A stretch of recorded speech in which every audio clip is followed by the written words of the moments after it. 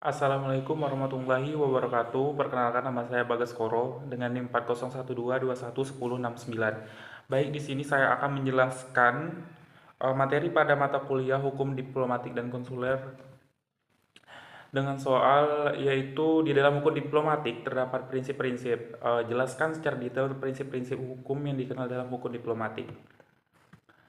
Baik, hukum diplomatik adalah cabang dari hukum internasional yang mengatur hubungan antara negara, khususnya mengenai interaksi resmi antar perwakilan diplomatik negara-negara di seluruh dunia. Terdapat beberapa prinsip dasar dalam hukum diplomatik yang bertujuan untuk menjaga hubungan antar negara tetap berjalan dengan lancar.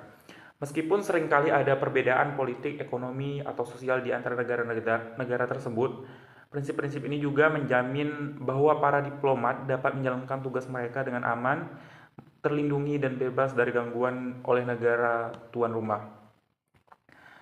Berikut ini adalah beberapa prinsip-prinsip utama dalam hukum diplomatik. Yang pertama itu adalah prinsip kedaulatan negara. Prinsip kedaulatan adalah dasar utama dalam hubungan internasional dan diplomatik.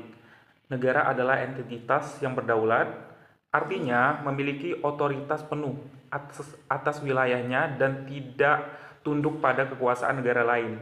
Dalam hukum diplomatik, ini berarti negara memiliki hak penuh untuk menentukan kebijakan dalam negeri dan luar negerinya tanpa intervensi dari negara lain. Implikasi dalam diplomasi pada prinsip ini adalah yang pertama, negara-negara berhak menolak atau menerima diplomat asing. Selanjutnya, negara berhak untuk memutuskan atau membatasi hubungan diplomatik dengan negara lain. Yang ketiga adalah intervensi dalam urusan dalam negeri negara lain adalah pelanggaran prinsip kedaulatan. Selanjutnya adalah prinsip persamaan kedaulatan. Selain memiliki kedaulatan penuh, setiap negara dalam hukum internasional dipandang sebagai entitas yang setara, terlepas dari ukuran wilayah, populasi, atau kekuatan ekonomi dan militernya. Setiap negara memiliki hak yang sama di depan hukum internasional. Implikasi dalam diplomasi pada prinsip ini adalah semua negara memiliki hak untuk mengirim dan menerima perwakilan diplomatik. Selanjutnya, diplomasi harus dilakukan dengan rasa saling menghormati antar negara tanpa diskriminasi berdasarkan ukuran atau kekuatan. Yang ketiga adalah di forum-forum internasional seperti Perserikatan Bangsa-Bangsa, setiap negara yang merdeka dan berdaulat memiliki satu suara. Selanjutnya adalah prinsip non-intervensi, yang merupakan prinsip ini menegaskan bahwa negara-negara tidak boleh mencampuri urusan internal negara lain. Ini merupakan salah satu prinsip yang paling penting dalam hukum diplomatik, karena mencegah negara dari melakukan tindakan yang dapat merusak stabilitas dan kedaulatan negara lain. Pada prinsip ini, implikasi dalam diplomasi adalah yang pertama, diplomat tidak boleh terlibat dalam kegiatan politik di negara tuan rumah.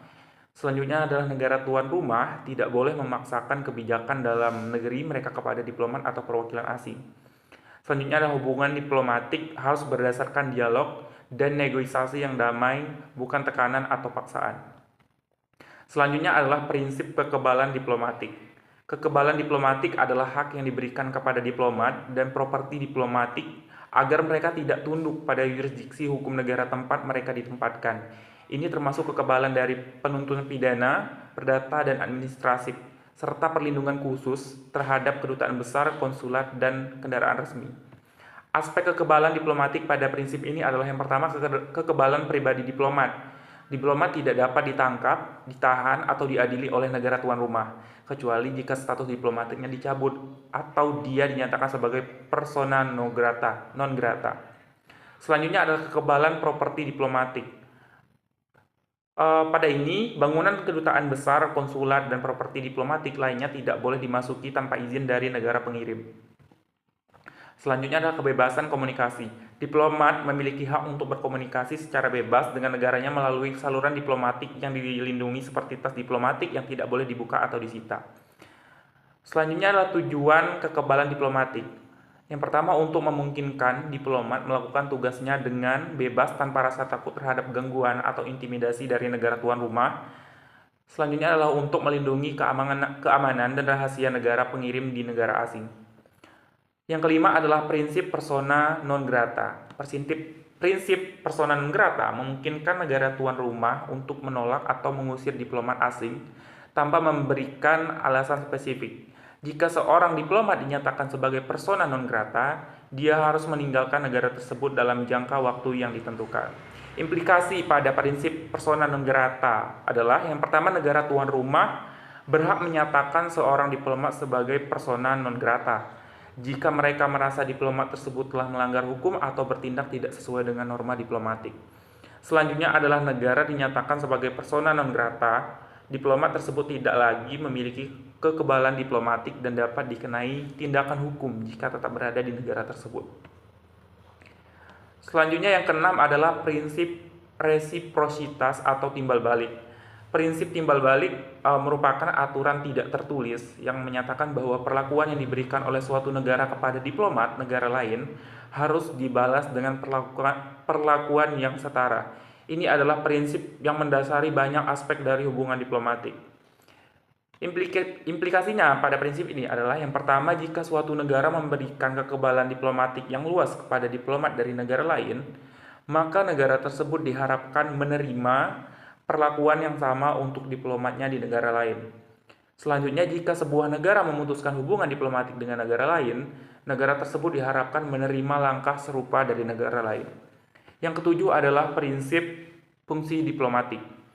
Prinsip ini merujuk pada hak dan kewajiban diplomat untuk menjalankan tugas mereka yang meliputi representasi negara pengirim, perlindungan warga negara pengirim di luar negeri, negosiasi dengan pemerintah negara tuan rumah, dan pelaporan kepada pemerintahnya mengenai perkembangan politik, ekonomi, dan sosial di negara tuan rumah.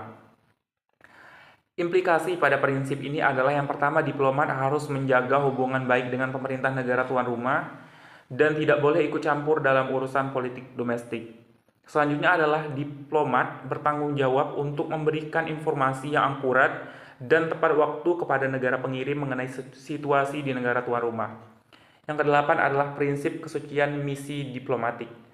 Kantor misi diplomatik seperti kedutaan besar dan konsulat dianggap sebagai wilayah yang memiliki status hukum dan tidak dapat disentuh oleh negara tuan rumah. Mereka memiliki hak untuk melaksanakan kegiatannya tanpa intervensi atau gangguan dari otoritas lokal. Implikasi pada prinsip ini adalah yang pertama, gedung kedutaan dan konsulat tidak boleh dimasuki oleh pihak berwenang negara tuan rumah tanpa izin dari negara pengirim. Selanjutnya adalah surat dan komunikasi diplomatik dilindungi oleh prinsip kesucian dan tidak boleh disita atau disadap. Yang kesembilan adalah prinsip hukum internasional umum. Hukum diplomatik juga tunduk pada prinsip-prinsip umum hukum internasional, seperti kewajiban untuk menyelesaikan perselisihan secara damai, penghormatan terhadap hak asasi manusia, dan larangan penggunaan kekuatan kecuali untuk tujuan pertahanan diri. Implikasi pada prinsip ini adalah diplomat harus mematuhi hukum internasional, termasuk perjanjian yang mengikat negara pengirim dan negara tuan rumah.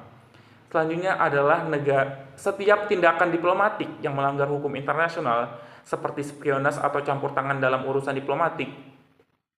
domestik negara tuan rumah dapat mengakibatkan krisis diplomatik. Dan yang terakhir, yang 10 adalah prinsip konsuler dan imunitas diplomatik. Selain diplomat, para pejabat konsuler yang bekerja di luar kedutaan besar juga memiliki perlindungan hukum tertentu, namun imunitas mereka lebih terbatas dibandingkan diplomat. Implikasi pada prinsip ini adalah pejabat konsuler memiliki imunitas dari penuntutan hanya untuk tindakan resmi yang terkait dengan tugas konsuler mereka. Selanjutnya, properti konsuler seperti kantor konsulat dilindungi, tetapi tidak perlindungannya dengan lebih rendah dibandingkan properti diplomatik. Dan yang terakhir adalah prinsip akreditasi diplomat. Diplomat harus mendapatkan akreditasi dari negara tuan rumah sebelum mereka dapat secara resmi mulai bekerja. Akreditasi ini diberikan setelah persetujuan negara tuan rumah dan menyatakan bahwa diplomat tersebut secara resmi diakui sebagai perwakilan negara pengirim.